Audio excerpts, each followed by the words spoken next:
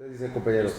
Listo. A ver, para estas preguntas, maestro, las que siguen, primero le voy a preguntar sobre todo lo que ha fundado, que pues, es un montón de cosas, pero ¿qué le parece si nos centramos sobre todo en los proyectos de la hemeroteca, el cineforo y la Gaceta? Digo, también está el Departamento de Planeación y Desarrollo. Estaba gestándose pues ya un reacomodo, digamos, en ese tiempo de la estructura de la universidad y sí, se creó un departamento para ese efecto cuando ya era Zambrano el rector. Y ahí estaba el arquitecto Guillermo García Oropesa, que fue el fundador de ese departamento. ¿Qué hubo? Un personaje singular también de nuestro tiempo, un arquitecto valioso, egresado de nuestra universidad y muy brillante, Guillermo García Oropesa. Él fue el primer director de la, así lo entiendo, déjame nomás pensar, sí, él fue el fundador del Departamento de Planeación y Desarrollo. De Planeación y Desarrollo. Como director. Ya. Nos fuimos como patineta, digo, aquí el maestro trae un verbo súper fregón, nos está dando unas cátedras de orgullo UDG, o sea, el señor es la encarnación del orgullo UDG, como varios egresados destacados ya hemos tenido la oportunidad de entrevistar. Maestro emérito, chulada, aquí, el maestro José Manuel Jurado Parres. Queridos amigos, recuerden las cosas que están aquí circulando, píquenle, suscríbanse a nuestro canal de YouTube y reciban todas las actualizaciones sobre nuestro contenido.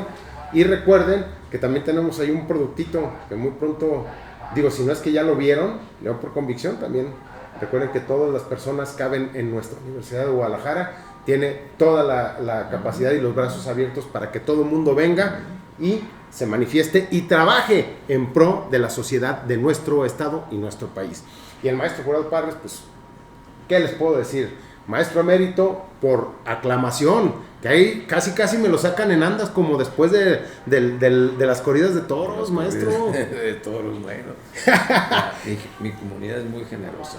No, pues, y también ha sido usted muy generoso con la universidad. O sea, esto me parece que ha sido recíproco el cariño. Trabajo, ¿verdad? Sí, señor. Maestro, usted ya nos está diciendo, usted fundó el Departamento de Planeación y Desarrollo de la Universidad de Guadalajara. Esta preparatoria donde estamos, la Gaceta y una entidad que, bueno, en lo personal yo también le tengo mucho cariño, el Cineforo, que ha sido exactamente, el Cineclub en aquel tiempo, una entidad que los cinéfilos de corazón de Guadalajara específicamente, pues conocemos y amamos. ¿Qué nos puede hablar? ¿De dónde salió ese gusto por estar haciendo surgir cosas, haciendo pasar cosas en nuestra universidad, maestro? Bueno, primero hemos de decirlo con todo el conocimiento que en la universidad, en nuestra universidad, las tareas siempre son compartidas, siempre son tareas colectivas. No podemos hablar solo de proyectos que digas estrictamente personales. La comunicación, el espíritu mismo de la casa, te invita a que nos convoquemos, a que sumemos. Alguien puede tener la idea, pero pues esto lo podemos hacer así. Se junta uno, platica, discute, analiza y van adelante las cosas. Y bueno, por ejemplo, si quieres que comencemos con el Departamento de Planeación y Desarrollo, por ejemplo, pues no había. En la universidad no había. No había. Y entonces estaba pensando en ese momento, ya era el rector, el arquitecto Zambrano, Zambrano Villa, que bueno, pues había que impulsar las instancias internas que ayudaran a que se desarrollara de una manera más orgánica, de una manera más adecuada y ordenada, pues el rumbo de la universidad. Y entonces había que crear una instancia que pensara y estudiara pues, cuáles eran esos pasos que había que dar en ese momento en la vida de la universidad. Sí. Y bueno, ahí en la estructura de la universidad se crea el Departamento de Planeación y Desarrollo, que en ese tiempo preside un personaje muy respetado y muy querido, en Guadalajara, que fue Guillermo García López. Guillermo García López era un hombre muy talentoso, pues él tenía los conocimientos, el talento, era un magnífico escritor, que también obviamente quería mucho a la universidad y se había desarrollado dentro de la universidad. Él había tenido la posibilidad de estudiar en Europa y bueno, pues empujamos la creación y se nombra una comisión para que vean nuevamente un trabajo colegiado.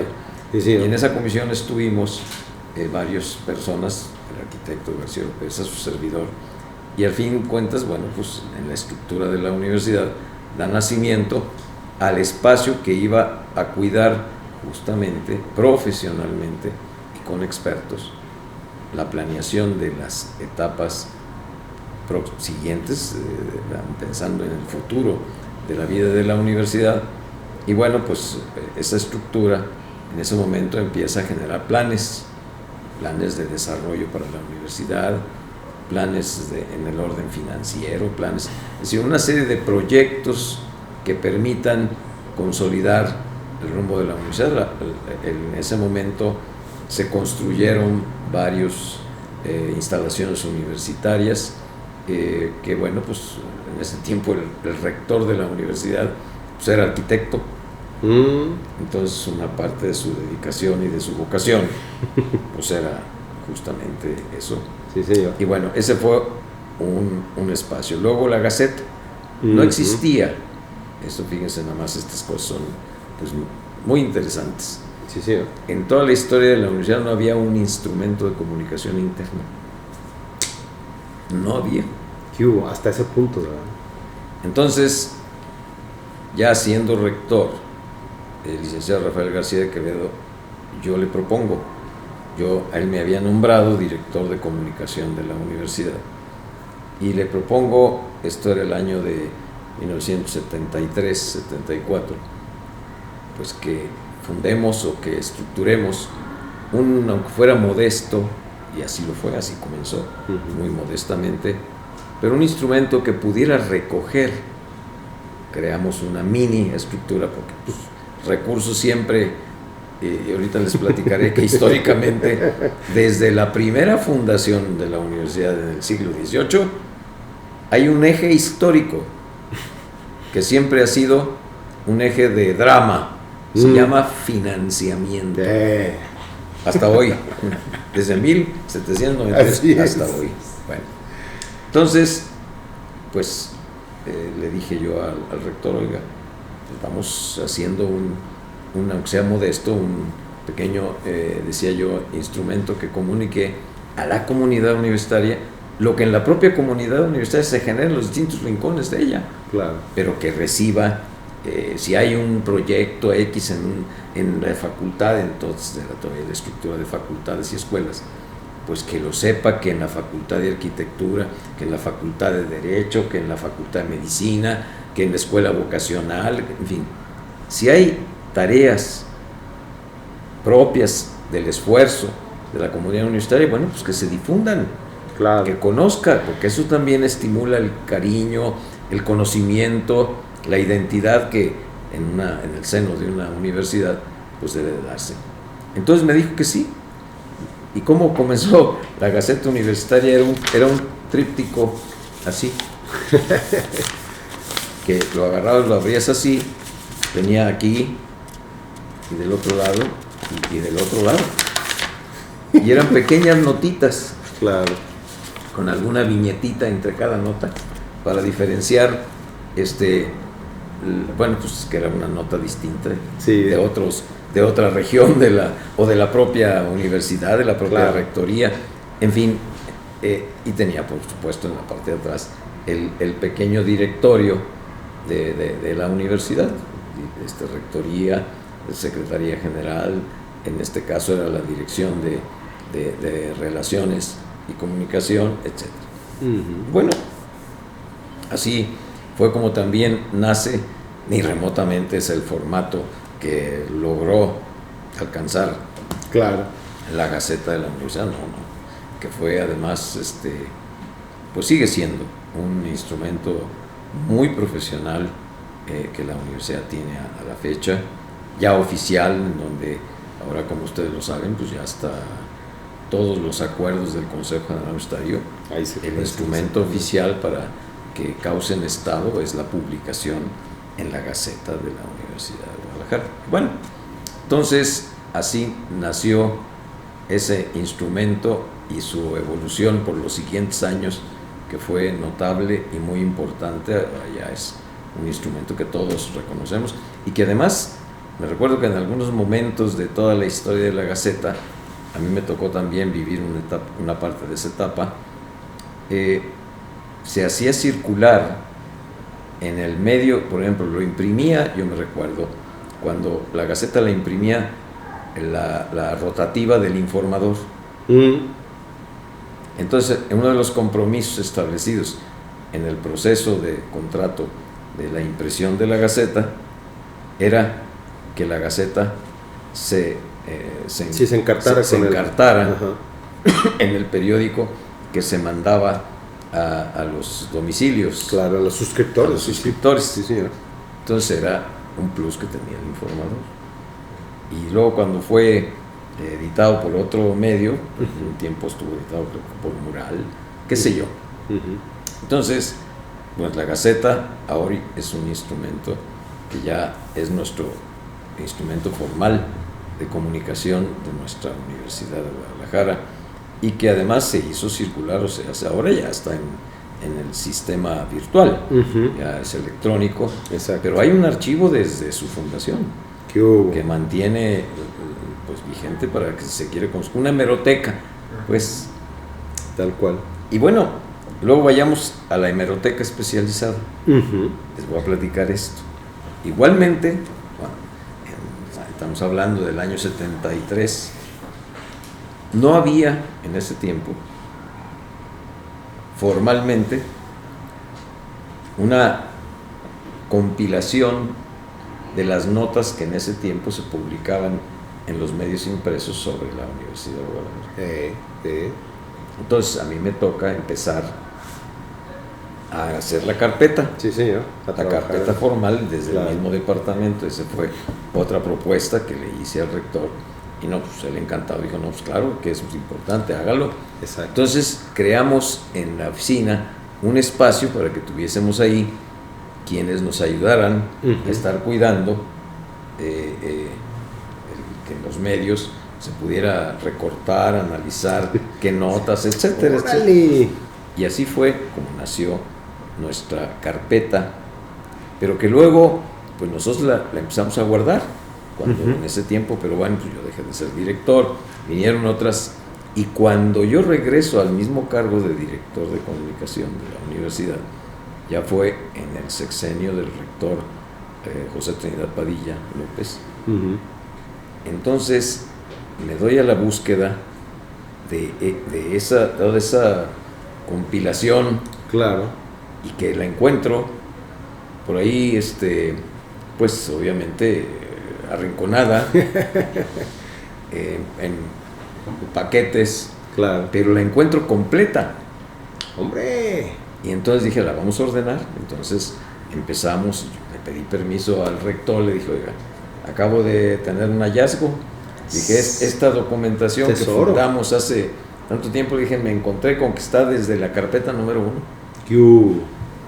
Ah, no, dije, me autoriza a que le demos orden y que y entonces se propuso, restablecimos esa hemeroteca especializada sobre la vida de la universidad, y hay un espacio ya, porque ese fue el acuerdo del Consejo Universitario, que solamente el primer año estuviese en manos de la propia Dirección de Comunicación, pero que ahí durara solo el año inmediato, y luego ya se pasara a seguir formando parte de ese espacio de la hemeroteca especializada que existe en la biblioteca Juan José Arriola. Entonces, ahora ahí tenemos nuestra hemeroteca especializada sobre la Universidad de Guadalajara. Hoy, bueno, ya hay otros mecanismos como son la virtualidad y los espacios electrónicos.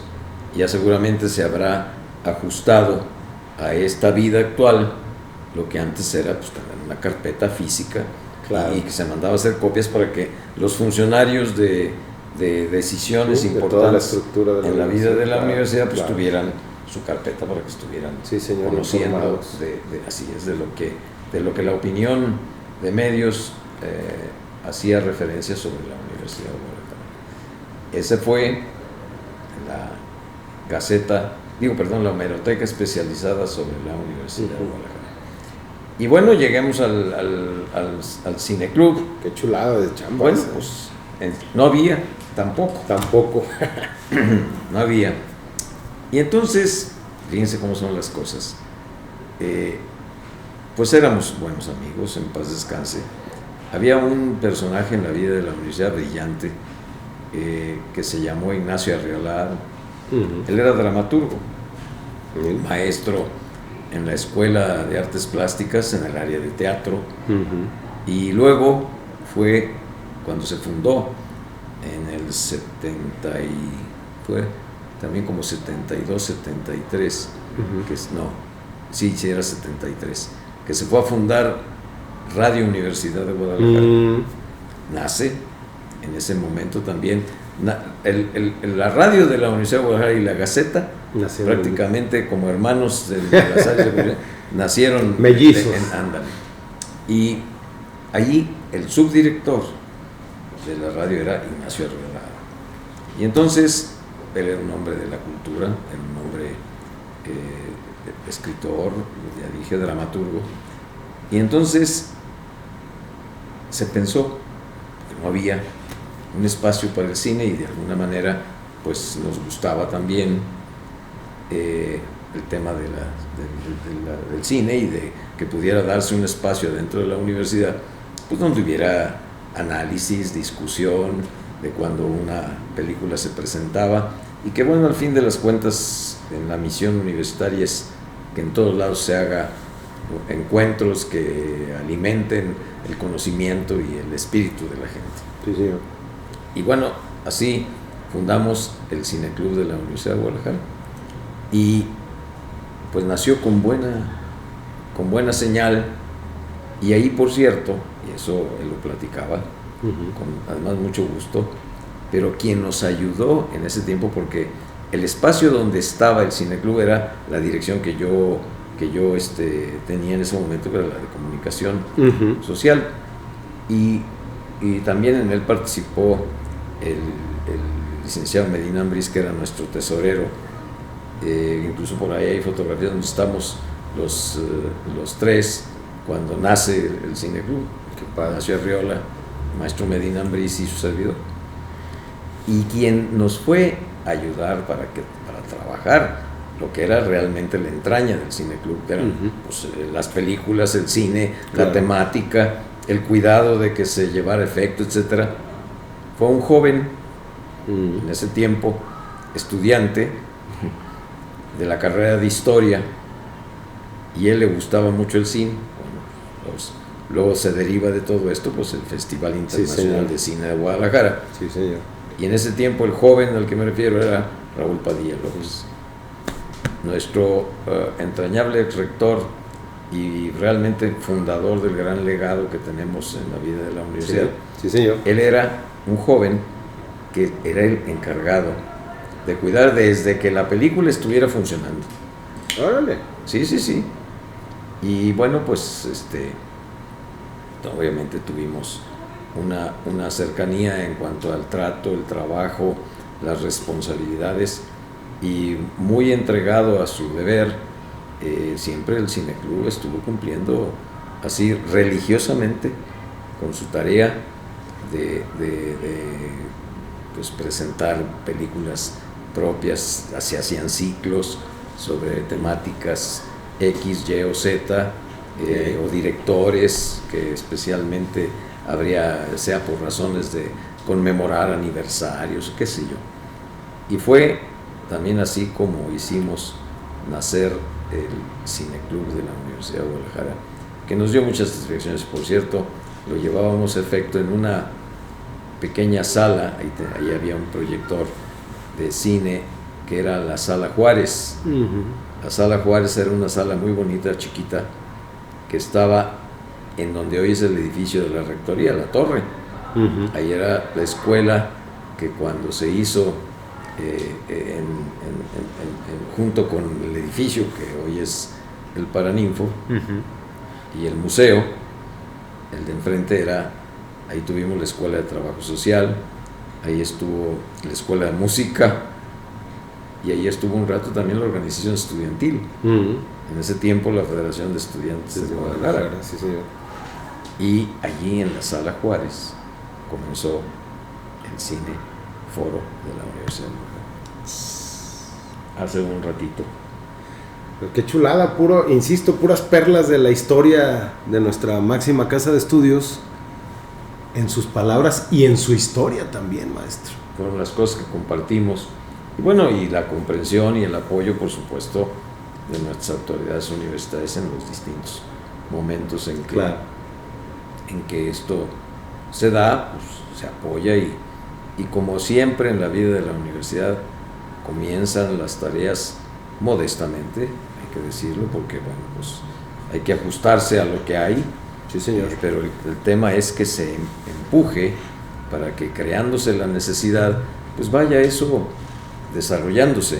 Sí, señor. Y eso ha hecho posible en toda la historia también de la universidad, que vean ustedes cómo tenemos ahorita el centro que ya están fundados, el de Chapala, el Centro Universitario de Chapala, pues está funcionando ahí en instalaciones prestadas, sí, claro. Pero se está generando la educación en ese rincón.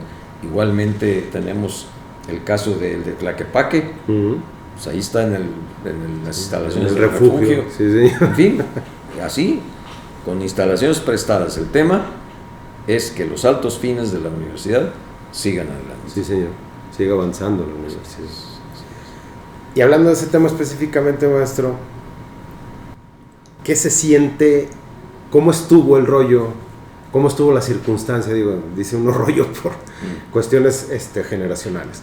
Pero ¿cómo estuvo el asunto de su nombramiento como maestro emérito? ¿Cómo recibió la noticia? Bueno, usted estaba ahí en la asamblea. Bueno, pero es que esto tiene etapas. Sí, claro. Tiene etapas. Por supuesto que cuando yo obviamente no tenía yo semejante noticia, porque pues no, esas son tareas que por su cuidado, por su importancia y siempre son asuntos muy serios que sí, claro. En la vida de la universidad se analizan y se valoran. Entonces, la norma es muy clara en ese tipo de asuntos y hay que seguirla al pie de la letra. Es decir, tiene que haber de entrada una propuesta que se hace en algún lugar de la universidad. En este caso lo fue a iniciativa del director del Sistema de Educación Media Superior. Del maestro Barba. El maestro César Barba. Que él hace una propuesta y manda su iniciativa a la Comisión de Educación del Consejo del Sistema de Educación Media Superior. Entonces, ahí, como lo mandata la norma, tiene que hacerse la valoración, se hace una evaluación, porque también la norma pues establece, como debe de ser siempre, yo decía que estas cosas las cuida mucho la universidad. ¿Cuál debe ser? Sí, tiene en la norma los requisitos, y esos requisitos se tienen que cuidar meticulosamente. Entonces, una vez que la Comisión de Educación, al recibir la iniciativa del director del Sistema de Educación Media Superior, tiene que elaborar un dictamen que primero tiene que evaluarlo la propia comisión y luego se pasa al Consejo del Sistema de Educación Media Superior. Si en el Consejo de Educación Media Superior lo aprueba, que esa fue la sorpresa ahí sí para mí, porque ahí pues cuando yo escucho, pues obviamente yo soy miembro del Consejo del Sistema de Educación Media Superior, Consejo de Educación Media Superior, y no, pues para mí fue un impacto me dejaron conmovido, pues. Mire qué padre. Porque fueron muy generosos, separaron a algunos de mis colegas directores a presentar sus opiniones, sus argumentos, bueno, y luego el director del sistema, que también fue muy generoso y muy atento. Y bueno, luego vino la aprobación, que también ellos fueron al mismo tiempo, digo yo, muy amables y muy generosos, porque también pues separaron aplausos ahí en el seno del sistema de educación media superior. Y bueno, cuando pasa esta etapa, lo acordado ahí se tiene que mandar al Consejo General Universitario, a su Comisión de Educación. Y ahí es otra etapa. Así ya han pasado prácticamente primero la dirección, que pasa al Consejo del Sistema, luego el Consejo del Sistema, que lo pasa al Consejo General Universitario, y ahí la propia comisión que tiene que elaborar nuevamente su análisis, sus argumentos, y presenta un dictamen. Ese dictamen es el que pasa al Consejo General Universitario, esa es la última. Y ya ahí, pues entonces ya una vez que el Consejo General Universitario lo aprueba, pues ahora sí ya. Ahora sí ya. Y bueno, también fue conmovedor, porque para mí fue una gran alegría escuchar dos impecables intervenciones, que fue, digo las dos primeras porque hubo otras también de mis compañeros maestros y miembros del consejo. Fue primero César Barba, luego habló, creo que fue Tonatiuh Bravo, luego una compañera directora. En fin, hubo como 3 o 4 intervenciones y cerró el rector general. Sí. Y no, pues fueron muy pero muy generosos con su argumentación, que yo pues ya me llevo en mi alegría personal y en mi vida ya de universitario, que bueno, pues la única manera de que yo pueda agradecer todas esas cosas es que yo siga cumpliendo con mis deberes al pie de la letra. Porque esta tarea no se acaba nunca. No. Y mientras todavía la biología y la cabeza le siga uno funcionando, mi interés es el seguir sirviendo a mi universidad, a mis muchachos, a mis maestros y a sus familias y a todo lo que significa la tarea educativa tan importante, tan grande, como es la que hace la Universidad de Guadalajara, nuestra alma mater. Sí, señor. ¿Y qué se siente, maestro, ser egresado, haber entregado su vida a la Universidad de Guadalajara? ¿Qué se siente haber emanado de esta casa de estudios? No, pues eso sí es de las grandes cosas que le pueden a uno pasar. Porque mira, si hay una tarea altamente, ¿cómo decirla?, importante, trascendente, vital, para que los seres humanos sigamos siendo esos seres humanos. Porque hay veces que ahí anda la barbarie, queriéndonos rondando, llevar nuevamente. Hay cosas que son dramáticas. Sí, señor. Y si hay una vía que es sumamente respetable, pero que hay que cuidarla con todo lo que tengas que ponerle, esa es la educación. Sí, señor.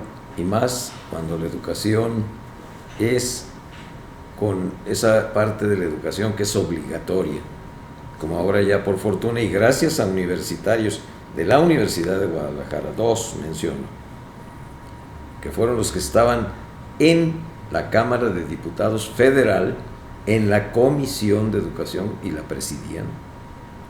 En un momento dado fue Trinidad Padilla López, y en otro momento también ambos diputados federales, y en otro momento Tonatiuh Bravo Padilla, que empujaron desde la Cámara Federal que la educación del bachillerato formara parte de la educación obligatoria de la República, y se aprobó. ¿Qué tal? Y en este momento es mandato constitucional. Eso Eso también es nuestro. Sí. Es un logro de la Universidad de Guadalajara, porque esos son universitarios que, yendo a otros campos de la vida nacional, están pensando en la educación, porque son educadores. Sí, señor. Y cuidan que la universidad siga también cumpliendo con sus altos fines. Y desde ahí se aprobó, y a partir de ese momento la educación del bachillerato pertenece a todo el rango de la educación obligatoria nacional.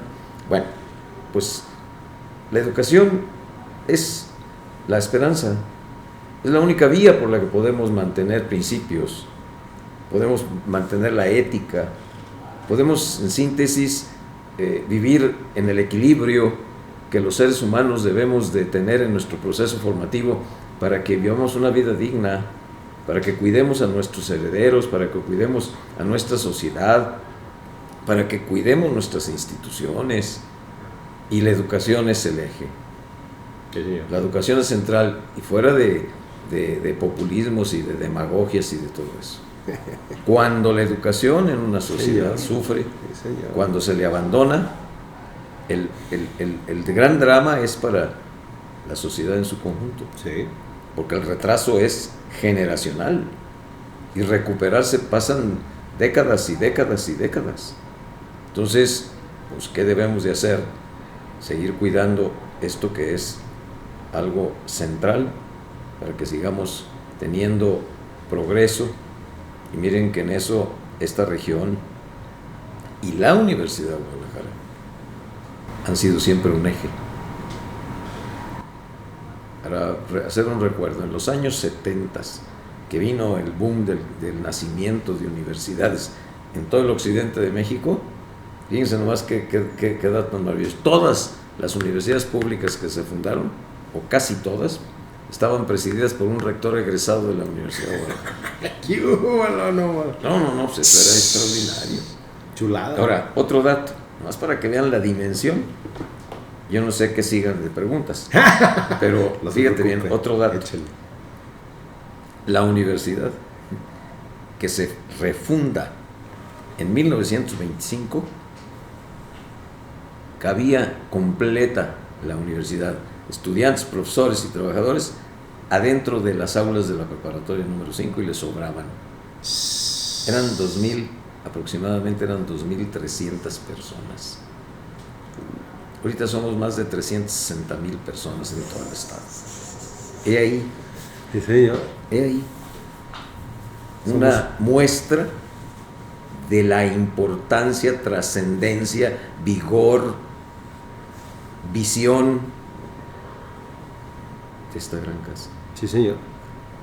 Sí, inherente al desarrollo, pues no nada más del estado, sino del país también. Claro. Bueno, muchas cosas hoy día, si me aprietan tantito, yo les puedo decir, ¿quién tiene el mayor número de programas de posgrado de calidad registradas en el Consejo Nacional de Ciencia y Tecnología, por arriba de todas las universidades, incluyendo la UNAM? ¿Qué hubo? La Universidad de Guadalajara. Poderosísima. En este momento la Universidad de Guadalajara tiene casi 2.000 integrantes del Sistema Nacional de Investigadores. Andan en 1,900 y tantos. Estamos a punto de tener 2.000. Tenemos el portal de transparencia premiado más importante de todas las instituciones de educación superior.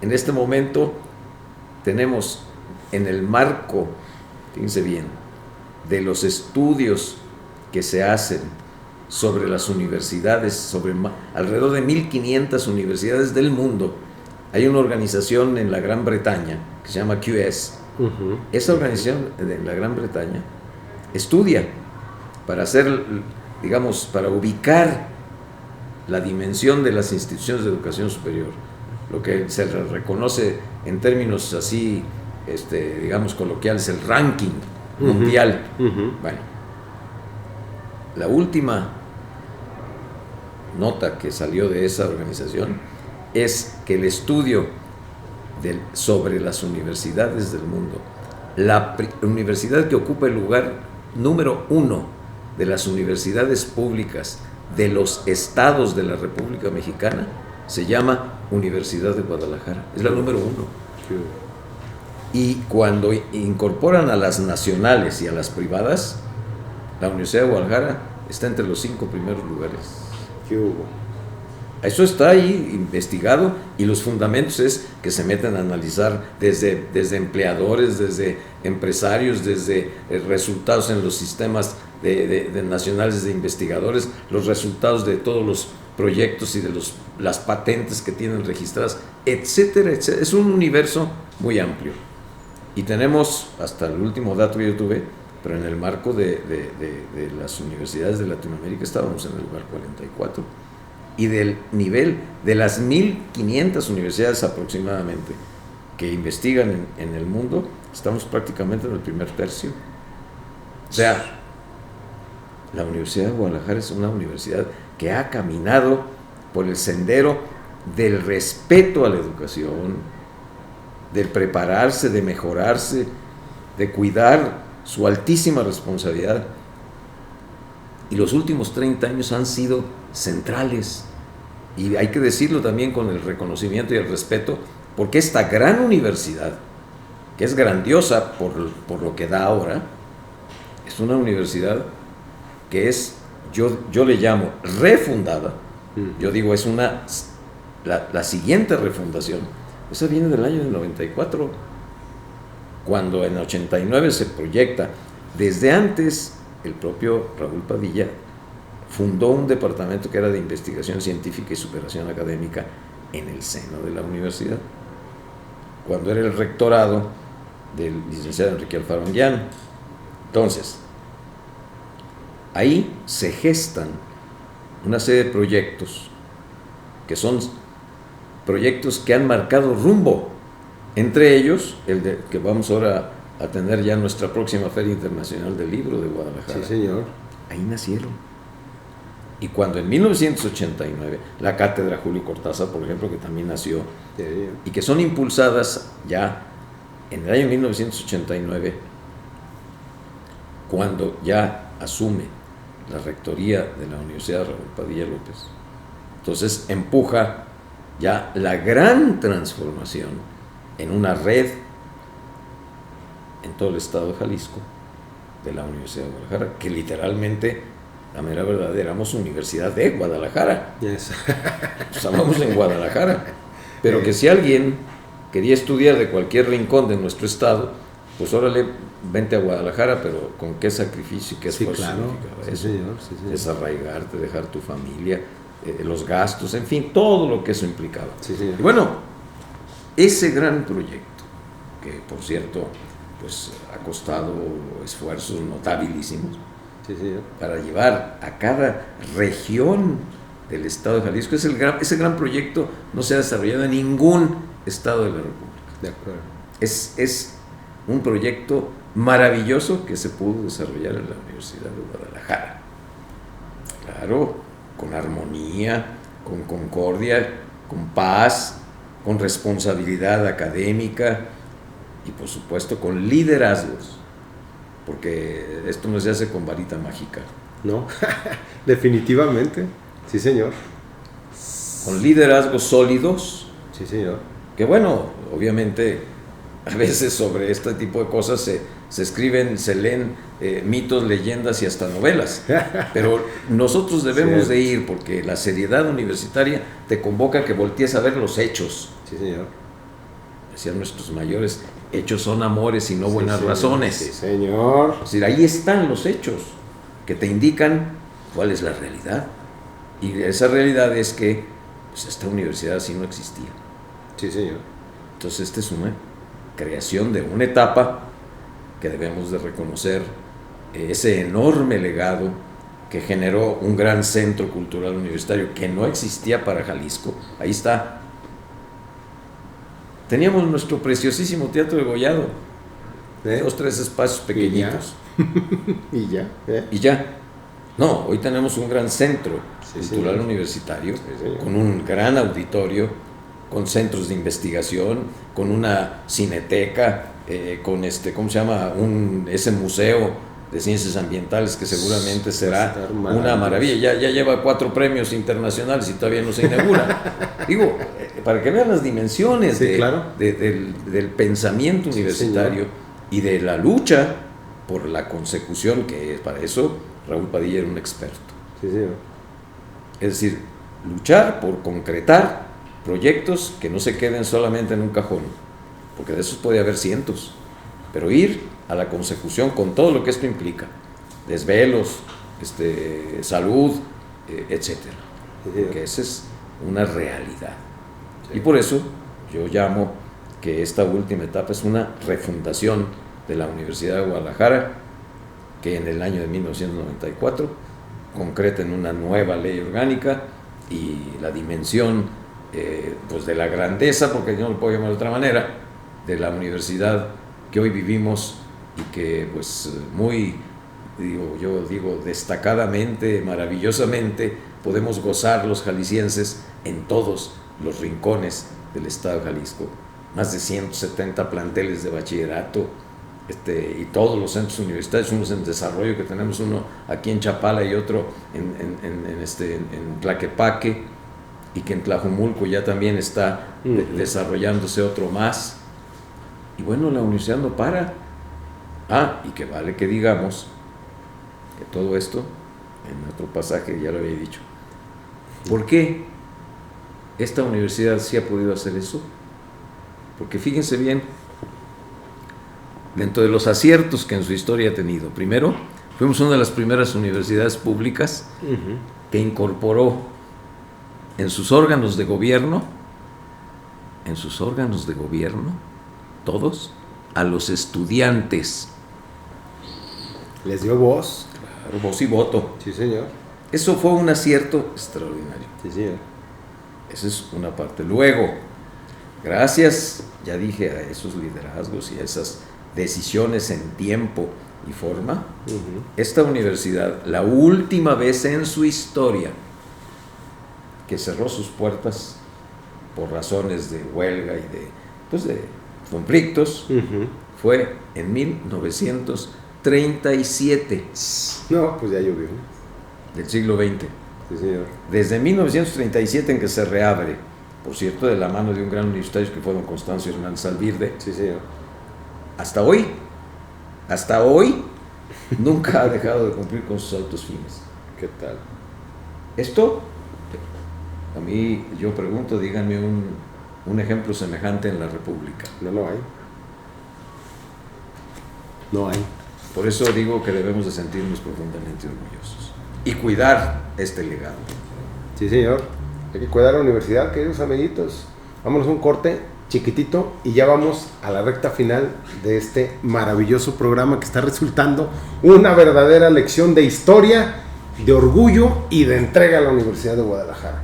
Continuamos aquí en la dirección de la Preparatoria 5 con el maestro José Manuel Jurado Parres. No le cambien.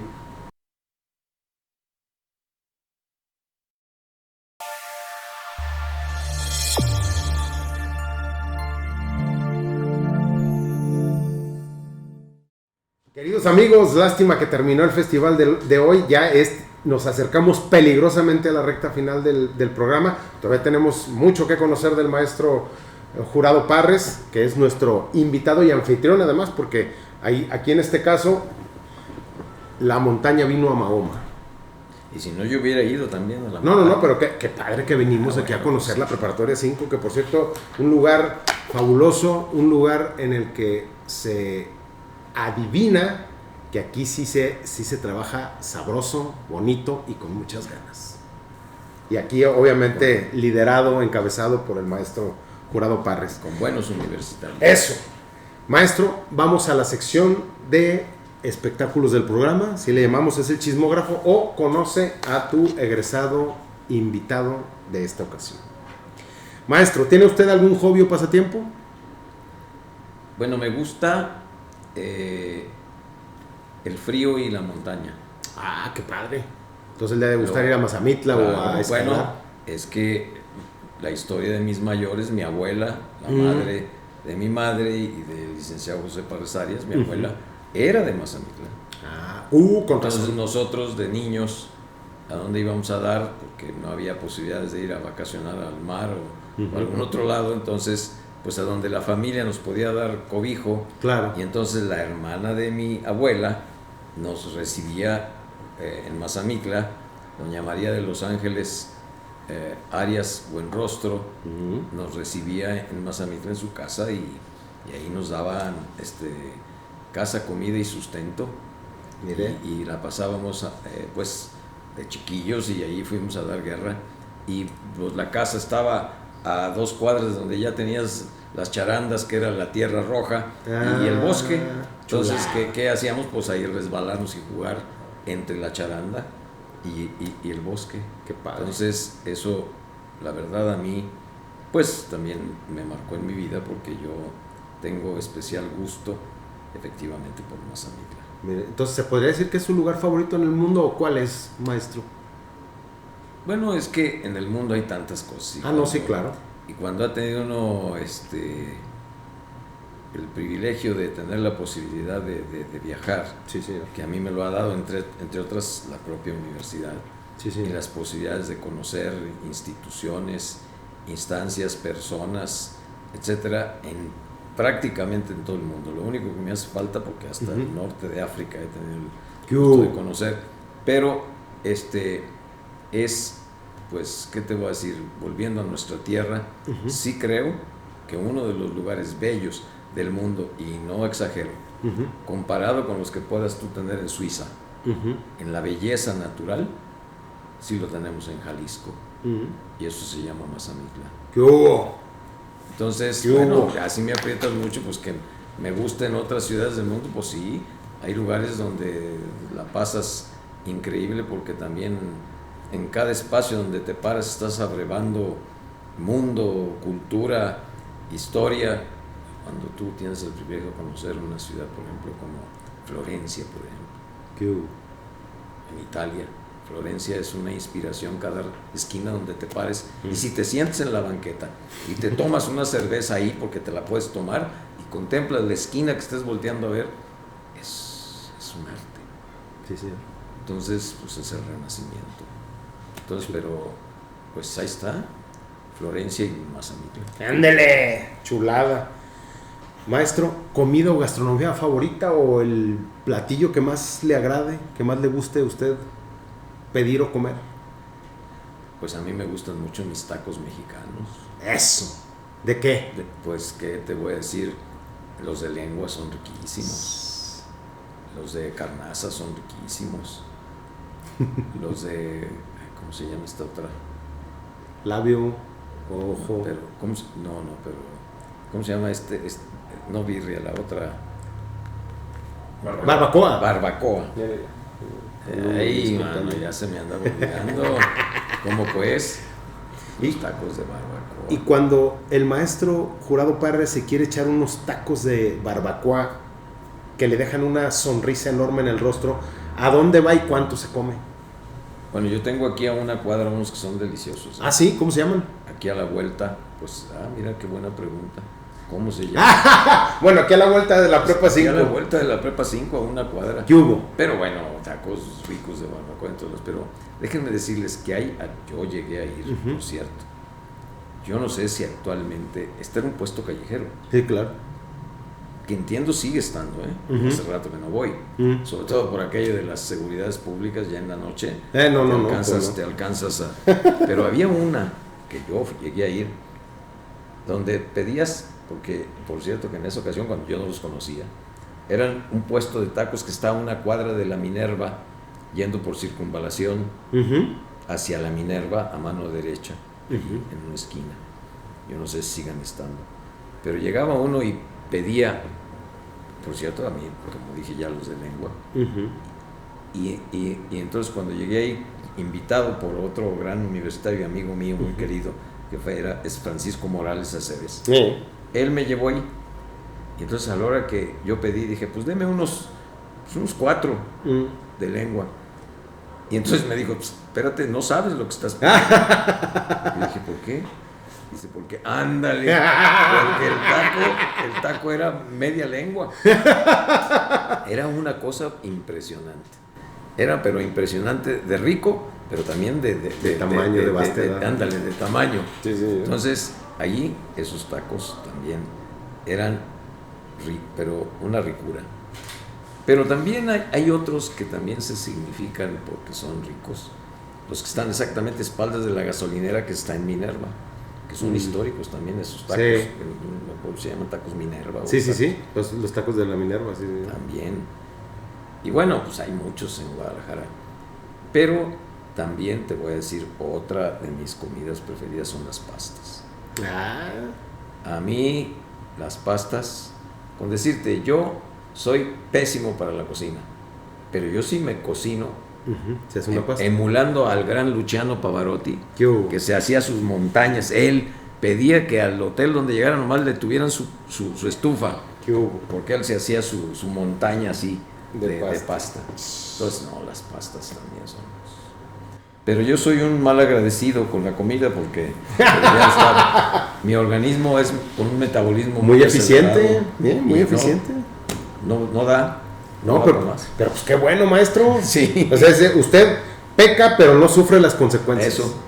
Qué bueno, mire. Muchos días de esto, maestro, muchos días de eso. Ese es parte del ADN que me heredó mi madre, sobre todo, porque mi madre era delgadita. Y hasta que falleció de 90 años, casi, faltaban 15 días. Y siempre era delgadita. Eso fue lo que nos heredó. Mire, pues qué bonita herencia, qué buen material genético. Maestro, su libro favorito, o el que más le haya aportado en su vida. Pues mejor te voy a hablar del primer libro. Venga. Que me regaló mi abuela. Venga. La madre de mi papá, doña Josefina. Mi abuela Josefina era de madre extranjera, era irlandesa. Mi madre era de ojos azules, mi abuela era de ojos azules y pelo rojo. Órale. Porque ella se llamaba Josefina Ortiz Monasterio O'Reilly.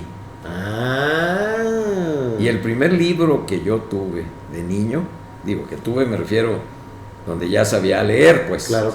Recuerdo, porque lo demás eran pues, los libros de texto o los cuadernos que cuando eres un niño pues te enseñan las letras y todo lo que sea. Claro. Pero yo el primer libro que recuerdo, que recibí como regalo, fueron un libro de ni más ni menos que de Julio Verne. Las 20.000 leguas del viaje submarino. Qué chulada. Qué obra. Sí, señor. El primer submarino atómico. Sí, señor.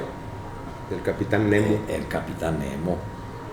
Y esa obra que bueno, pues era de un atractivo el leer todas las hazañas del Capitán Nemo y las vivencias que tuvo.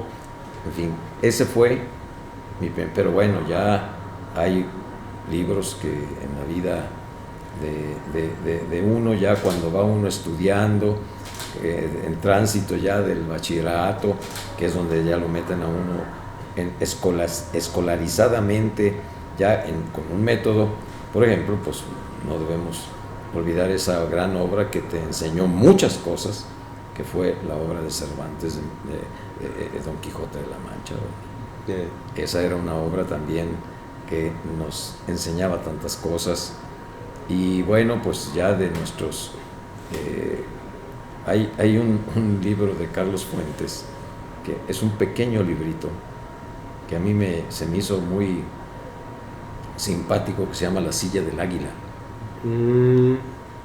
Es una historia de cuando un consejero áulico del presidente le dice que ya es tiempo de ponerle un alto al imperialismo norteamericano, que ya debe de... Entonces el consejero áulico le recomienda al señor presidente pues que en su próxima intervención pública ya para esto ya hay internet. La silla del águila, ya saben, es la silla presidencial que tiene. Sí, señor. Entonces le hace eso el consejero áulico al presidente, y entonces efectivamente el presidente en el siguiente discurso público arremete, y entonces en el libro, pues ¿qué ocurre? al día siguiente, hay una desconexión de internet. Se desconectó el internet en todo México. Y entonces es una maravilla eso, porque entonces regresa la correspondencia epistolar, sí, claro, las cartitas que se tienen. Y bueno, ahí ya la trama de toda la pequeña, porque es un librito chiquito, también es divertidísimo. Se me hizo muy simpático. Suena muy interesante. Pero no, bueno, pues ahí puede uno entrar en muchos campos.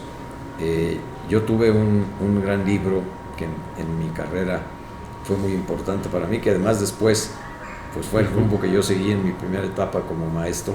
Claro. Un libro que era libro del Instituto Tecnológico de Massachusetts, que lo llevábamos nosotros en la carrera de ingeniería, que era la General Physics, cuyo autor era Sears y Szymanski. Y ese libro era del MIT, del Instituto Tecnológico de Massachusetts, y ese era uno de los libros importantes que llevábamos de texto, digamos. Sí, pero era un tomo. Sí, imagino, un ladrillazo. Pero qué libro, ahí sí nos enseñaban la física. Y bueno, pues ahí podíamos seguir platicando de libros, claro. pero bueno, pues las grandes obras de la literatura, la comedia humana, por ejemplo, ¿quién no va a haber tenido la posibilidad alguna vez de tener contacto con esas obras? Claro. Que también son muy importantes y sensibles, pues de los grandes escritores de la humanidad, ¿no? Sí, sí.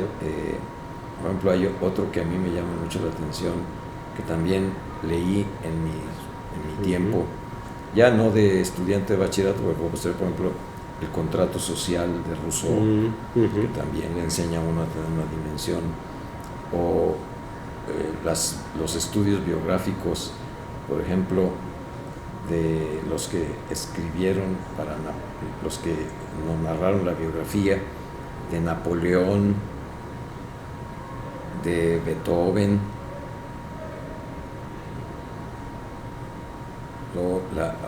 otro que fue de un personaje siniestro, por supuesto. Estoy queriendo acordar cómo se llama este personaje. José Fouché. Sí, señor. Ese fue otro personaje de la historia de Francia. Sí, cómo no. Que además vivió largo, porque murió de más de 80 años y sobrevivió, estuvo desde la Convención, la Revolución Francesa, y acabó viviendo creo que hasta Luis XVIII. Y era un personaje que dice el autor, que Stefan Zweig es el autor de esas biografías, dice que su rostro parecía de un muerto, porque no tenía expresión, no mostraba emociones. Si estaba enojado no sabías, si estaba alegre no sabías, si estaba enfermo no sabías.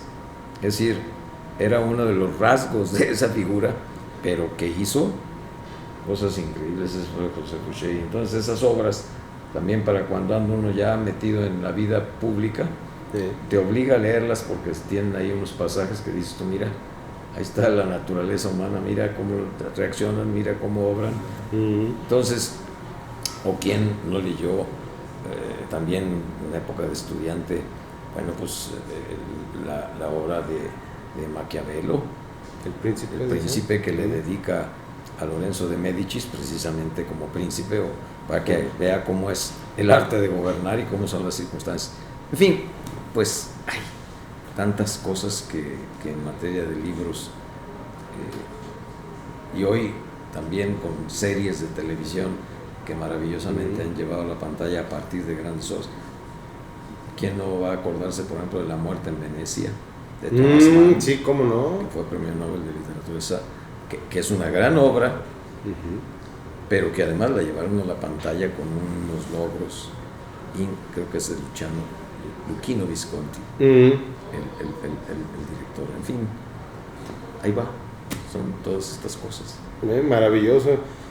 Maestro, ¿hay algún artista musical o género musical que le agrade. Digo, ya nos comentó que esa era una de sus pasiones al principio de su Bueno, vida. ahí son varios. Mira, a mí me gustó mucho en la etapa cuando yo eso lo escuché en mi casa, a mi padre, me gustaban mucho los tríos. Boleros. Entonces los boleros, pero los tríos de aquel tiempo que yo recuerdo, porque mi padre los escuchaba, eran, por ejemplo, los Tres Haces, de ahí salió Marco Antonio Muñiz, nuestro gran el lujo tenor, de México. el lujo de México, porque él era una voz de tenor, sí. De música de ese tipo, pero él nace del trío, o los Panchos, ¿verdad? O los del trío, ¿cómo se llama? De los Reyes. Los hermanos Reyes. Pero hay otro, los hermanos Reyes es uno que incluso, ya. Sí, son de aquí, son jaliscienses, sí. Pero hubo otro también. Los Reyes. Y bueno, pues los Panchos, ya lo dije, creo. Sí, señor. Que son en ese terreno de la música popular. Luego llegamos a la época, pues bueno, también nos tocó la época del rock and roll. Sí, claro. Y ahí artistas como los Beatles, pues son la cumbre. ¿Cómo se dice? Inmortales. O sea, esos sí. Son la mera mata. De ahí nació los todo. Rolling Stones también fueron de ese tiempo, que nos tocó vivirlos, pero también voces como la de Enrique Guzmán, por ejemplo, la de, ¿cómo se llama? César Costa, la novia de México, Angélica María, Manolo Muñoz, Johnny Laboriel. En fin, esos fueron la música que nos acompañó, digamos, en nuestros años juveniles. Sí, señor. Pero yo tenía un gusto también, que fue por lo que yo me inclinaba por la música, porque yo también escuchaba desde niño algunas de las, también mi padre tenía discos, porque en la casa, curiosamente, mi papá tenía un tocadiscos y un amplificador. Bueno, en ese tiempo era un radio que tenía entrada para que pudieras poner tu tocadiscos, que mi papá tenía. Entonces oíamos en la casa música que él ponía, por supuesto, éramos chiquillos. Claro.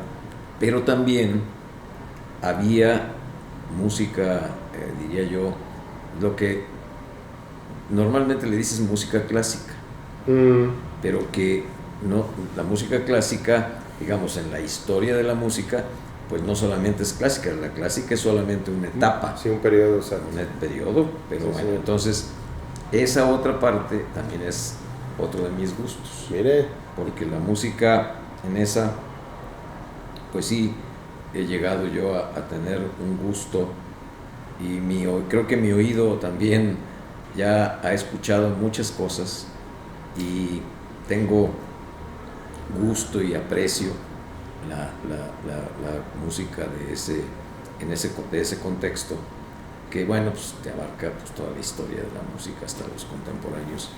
Y ahí, bueno, pues hay catedrales que no puedes dejar de tener cerca de tu ánimo, que han configurado la historia de la gran música. Vamos, remóntate hasta los barrocos y la música del Renacimiento, los barrocos como Vivaldi, pasando después por Bach, por supuesto. Son autoridades. Sí, ¿cómo no? Sobre Bach decía Beethoven que era el Dios eterno de la armonía.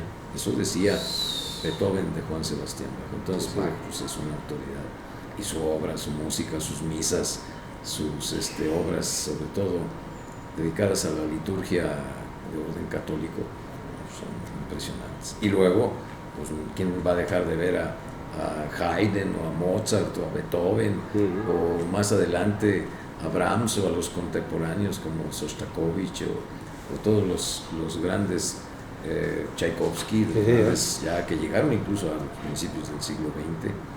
Y bueno, y en ese campo, pues también los grandes conjuntos musicales que ha dado la humanidad, sí, claro, también son una maravilla, que hay que escucharlos, y cuando tiene uno el privilegio de haber conocido esas cosas, pues con más ganas, porque son impactos que también te dejan una enseñanza en la vida. Sí, señor. Cuando yo tuve, por ejemplo, la posibilidad, por una de las cosas del azar, de conocer a uno de los grandes directores del mundo, porque ese lo conocí y estuve cuando estaba dirigiendo la Filarmónica de Berlín. No me diga que Herbert von Karajan. ¡Qué bárbaro! A ese señor yo tuve el privilegio de estar en una de sus presentaciones, de sus presentaciones, que no fue en Berlín, fue en Lucerna, en el Gran Festival de Lucerna. ¿Qué tal, Y la historia de eso para mí fue muy chistosa porque entré de casualidad, porque obviamente pues los boletos se venden un año antes. Sí, claro. Pero yo andaba de paseo porque fue un tiempo en el que todavía podías pasearte, y andaba yo de viaje con mi esposa y en ese tiempo todavía no teníamos hijos. Entonces andábamos en Lucerna, porque era un lugar donde el papá de mi esposa había estado y quería que estuviéramos ahí. Ahí vamos, muy bonita ciudad suiza. Y cuando yo llego, estábamos en el hotel, pues vamos ya, veo que hay propaganda, que hay un festival de música, yo ni sabía. Y a lo que llego y veo, ahí está un folleto del festival de música en Lucerna. Y ándale, que ese día, en la noche, se presentaba la Filarmónica de Berlín con Herbert von Karajan en el auditorio, pues, en el teatro de la música. ¿Qué tal? No, pues dije, yo iba decidido. Dije, aunque sea en la banqueta, algo he de oír. Claro. Y ahí voy. Le dije, pues, no, dice, pues tú ve. Y ya, no, dije, vente, y ahí, si no hay algo, pues ahí nos metemos a ver qué hacemos. Pues ándale, que pude entrar porque una pareja de ancianitos cuyo hijo era violinista de la Filarmónica de Berlín, les iban a entregar un boleto de alguien que no había ido y que canceló, pero había pagado el boleto y avisó que no fue. Un tejano que iba desde América, que iba a estar por allá.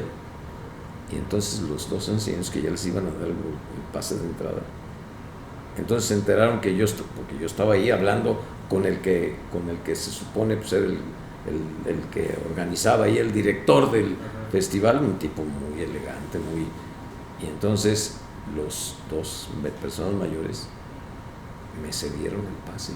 Me dijeron, mire, ella me entregó un inglés que pudimos, dice, nuestro hijo está aquí, dice, pues nosotros ahí lo vemos cada rato, porque él era violinista. Sí, claro. Y entonces mi mujer y ellos dos se fueron a todos allá, los grandes espacios de ese tipo tienen un restaurante, sí, claro, que tiene además una pantalla. Entonces ellos se fueron para allá y yo entré, así conocí. No, fue eso, lo narro con un gran gusto porque... ¿Cómo no? ¡Qué padre! Espérate, y a lo que le digo al señor, pues dije, lo siguiente es calcularme a ver si tengo con qué voy a pagar ese boleto, pues yo ni sabía. Pues sabes, digo, porque veas la honestidad de la gente. Me dijo, no, dice, este boleto está pagado. Dice, este es un espacio que va a quedar vacío. Sí, claro. Que el señor nos anunció que no va a poder venir. Entonces, pues es un espacio que por eso lo estamos entregando, para que no haya un lugar vacío. Y entonces no me costó ni un peso. Qué chulada, ¿eh? Qué chulada. Maestro, persona viva o muerta que más admire usted.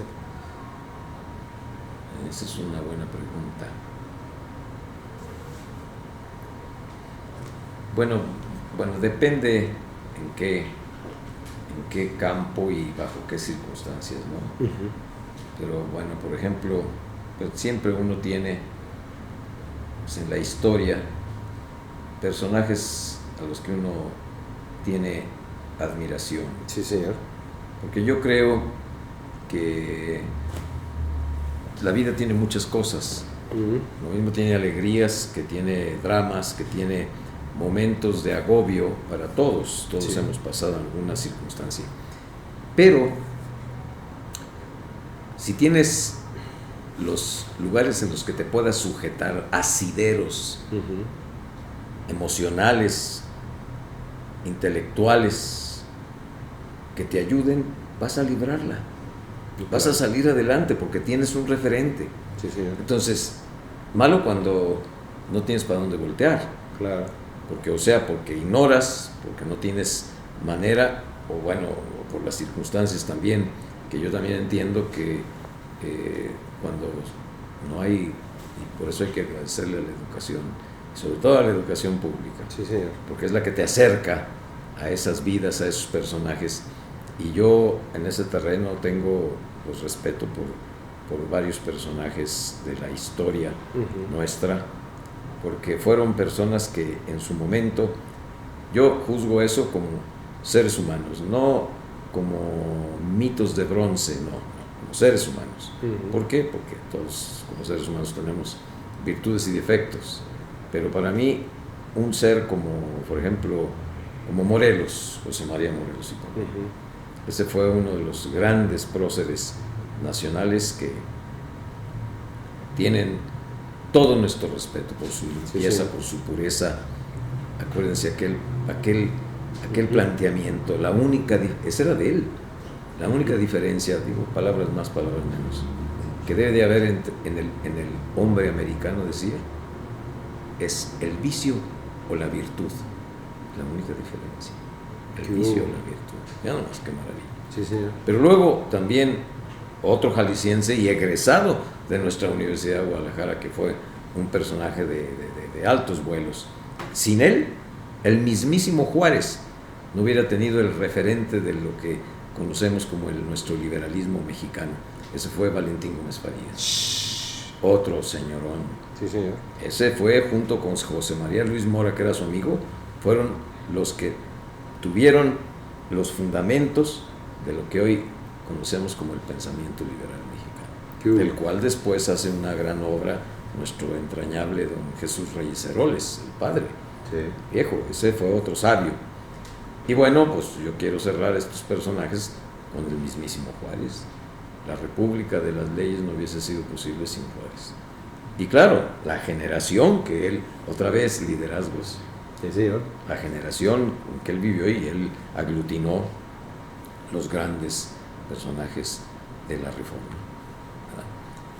Y bueno, ya si nos acercamos, también las hay más cercanas en el siglo XX, pero por ejemplo, un hombre admirable de nuestro tiempo, yo encuentro a dos hombres admirables, tres, porque están ya más cercanos, y yo obviamente los traté a los tres. José Guadalupe Zuna Hernández, tuve el privilegio de trabajar cosas juntas con él. Órale. El licenciado José Parres Arias, el licenciado Rafael García Quevedo y finalmente el último, el licenciado Raúl Padilla López. Pues con puro ícono, puro símbolo de la universidad. Sí. Maestro. Bueno, y de los últimos échale 30 rectores que han sido desde 1925 hasta hoy, yo traté a 20. Y tuve algún trabajo o alguna relación con 17 de ellos, incluyendo el último. Hombre, pues el maestro está ligado completamente a la historia de la Universidad de Guadalajara. Maestro, el maestro José Manuel Jurado Parres, en una palabra. Institucional. Definitivamente. Y finalmente, la pregunta más importante de todo el cuestionario. ¿Torta ahogada, sí o no? ¿Y por qué, maestro? Sí, pero no tan ahogada. Ok, pero sí. Pero sí. Eso. Pero no tan ahogada porque cuando ya le da uno en la torre al paladar, ya se te acabó el sabor. Entonces hay que darle lo picoso hasta que no te altera el paladar. Sí, señor. Entonces, media. Ándale, media ahogada. Media. Pero... ¿Y en dónde, maestro? Bueno, pues es que hay muchas. Bueno, yo no sé si todavía sigue habiendo, pero yo llegué a comer tortas ahogadas, pero ricas. Ya se acabó. En la alemana, por ejemplo. La alemana. Sí, creo que ya no existe. No, ya se acabó. Pero no, hay distintos lugares donde puede uno seguir comiendo tortas ahogadas. Porque bueno, pues sin duda es un referente en la comida de nuestra región. Definitivamente, maestro. Pero ahí llegué a comerme mis tortas ahogadas. Eso es todo. Queridos amigos, ya vamos a hacerle las últimas preguntas al maestro Jurado Parres. Fue una plática de esas que lo dejan a uno sacudido. Qué bárbaro, qué padre haber vivido todos estos aspectos de la historia de nuestra universidad, haber incidido en un montón de cosas de mucho valor y de mucho significado para nuestra red universitaria. Maestro, ¿a qué egresado o egresada destacada de la Universidad de Guadalajara? El único requisito es que tiene que haber estudiado su licenciatura o su posgrado aquí en la Universidad de Guadalajara, y pues obviamente también tener una estatura profesional, pues digo, va a estar muy complicado que alguien tenga la trayectoria de usted, pero alguien más o menos por ahí. ¿A quién nomina usted? ¿A quién invitaría a hacer el mismo ejercicio de ser entrevistado por nosotros? Es una buena pregunta. No, yo creo que en la vida de la universidad, si es una gente joven, porque puede ser una gente mayor o una gente joven, digo, lamentablemente de las personalidades que yo diría al rector, porque es un rector joven y de los más jóvenes que hemos tenido. Le voy a decir que no, doctor. A nuestro rector general. Sí, yo digo porque déjenme decirles algo. El rector ha sido un hombre muy institucional, pero también ha sido un hombre carismático, ha sido un hombre cercano a su comunidad universitaria, y yo diría que él sería una buena persona, digamos, de los jóvenes actuales, pero una persona quien yo reconozco por ser un hombre con una vasta preparación, un universitario experimentado, un hombre serio, un hombre de derecho. Me refiero a un hombre que cuidó que la norma estuviera siempre presente y fue rector de la general de la Universidad de Guadalajara, y yo diría que tiene una vasta cultura, que es un hombre que lee, pero sin límite. Más cuando hemos andado juntos por ahí, compartiendo algunos viajes de trabajo, de repente se nos perdía yendo caminando por las banquetas en algunos lugares donde anduvimos en Oriente y en otras partes del mundo, firmando convenios para que nuestra universidad tuviera pues vínculos y se ampliaran sus relaciones para maestros y estudiantes. Se nos perdía, de repente volteamos, ¿y dónde está? Pues en ningún lado, a ver, y ahí vamos de regreso por la misma banqueta. ¿Ahí qué pasaba? Que había una librería. Había una librería, entonces ahí estaba en su mundo. Estoy refiriendo a quien ahorita precisamente es nuestro director de la Biblioteca Pública, Juan José Arriola, Trinidad Padilla López. Ese es un hombre culto, es un hombre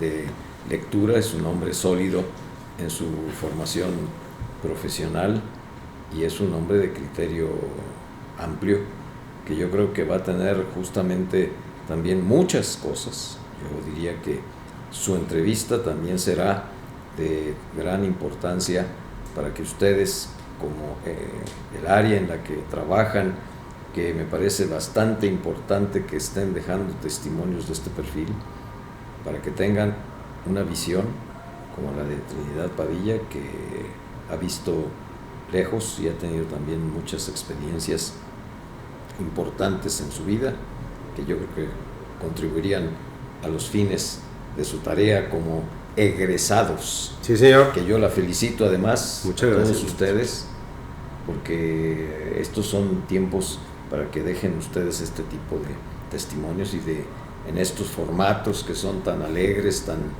tan vivaces, tan cercanos a estos momentos, a los jóvenes, que necesitamos que también vibren con su universidad, sí, señor, con sus universitarios y con las tareas que se desarrollan en ellas. Y es de que yo les diría, José Trinidad Padilla López. Señor rector general, señor maestro Trino, ahí vamos, vamos a tocarles la puerta, no ven a decir que no. Queridos amigos, esto fue Egresados Conectados con el maestro José Manuel Jurado Parres. Muchísimas gracias, yo maestro. Feliz y honrado, El honor fue nuestro. Esto fue Egresados Conectados. Nos escuchamos el próximo lunes. Esto fue Egresados Conectados, un podcast de la Coordinación de Egresados y Exalumnos de la Universidad de Guadalajara. Producción 2023.